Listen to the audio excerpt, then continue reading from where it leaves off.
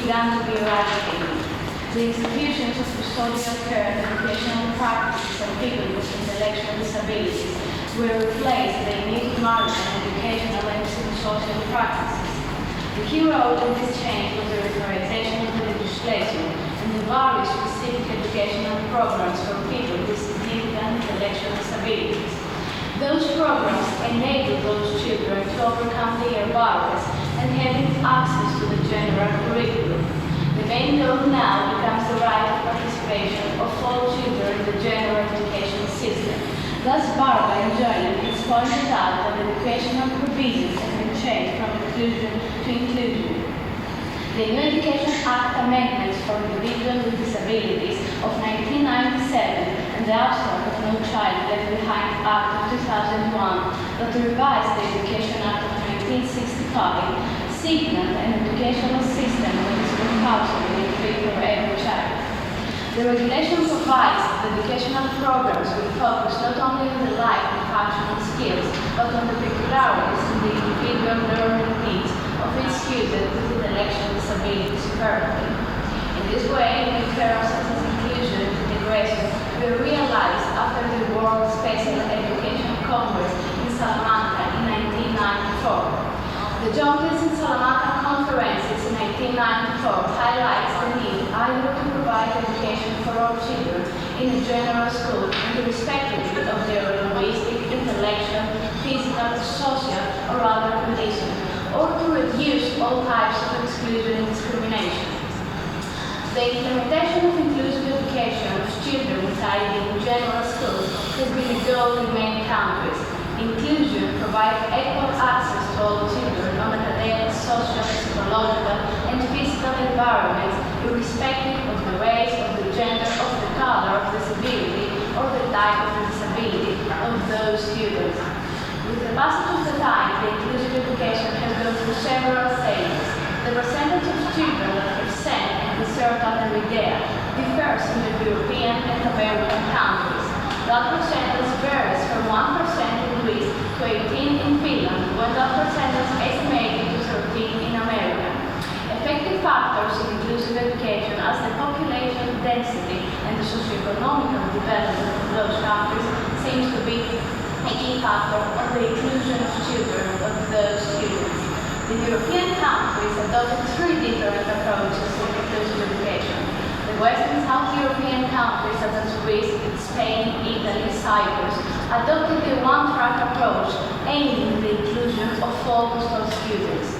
The North and West European countries such as United Kingdom, Ireland, Finland, Denmark, Austria adopted the multi-track approach where the students will receive education between the general education system and the special classrooms. Switzerland and Belgium adopted the two-track approach, which offers two distinct educational systems, the mainstream system and the separate school and the separate special classes for students with disabilities.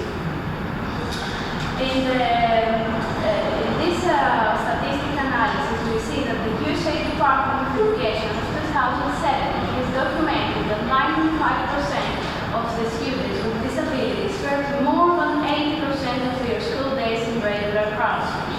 Also, 3% of the students attended an inclusive school and 1% in a regular classroom, and less than 1% in a separate residential or correctional facility, combat, or in a hospital. Additionally, a statistical analysis by this department in school year 2015 to 2016 has accounted that 34% of all students that served under IDEA had specific learning disabilities, and 5 to 9% has autistic spectrum disorder, intellectual disabilities, emotional disorders, and cognitive developmental delays. Moreover, a percentage of 50% of the students with IAKE is served to general class, 26% in separate school for students with disabilities, and 23% receive special education services on separate residential or correctional facility in regular private school or in hospital placement. Unfortunately, last decade there is no database on the percentages of the special education services that receive people with IAKE in Greece compared to Europe and World Health Organization data sources.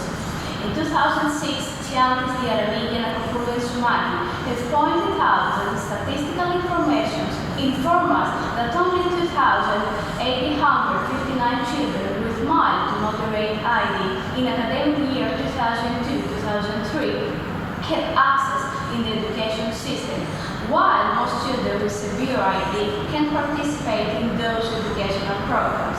3 years later, in 2005 to 2006, 2,389 students with ID were served in preschool and primary educational system. The most recent results about inclusive education generally in Greece was in 2018 by the Education and Training Monitor, which informed us that from 705,680 students with special needs, only 10,883 students received education in special classrooms. Now, we will see inclusive education in Greece by a historical overview. In contemporary Greece, the interest in the senses, more specifically on intellectually disabled individuals, was first expressed by Ioannis Sarchopoulos and Melanitis in the early 20th century. Until that time, the families and the charitable communities had the primary responsibility for the education and care of those disabled children. In 1960, it was first founded the House of Life, and in 1923, the School for Deaf Students, which offered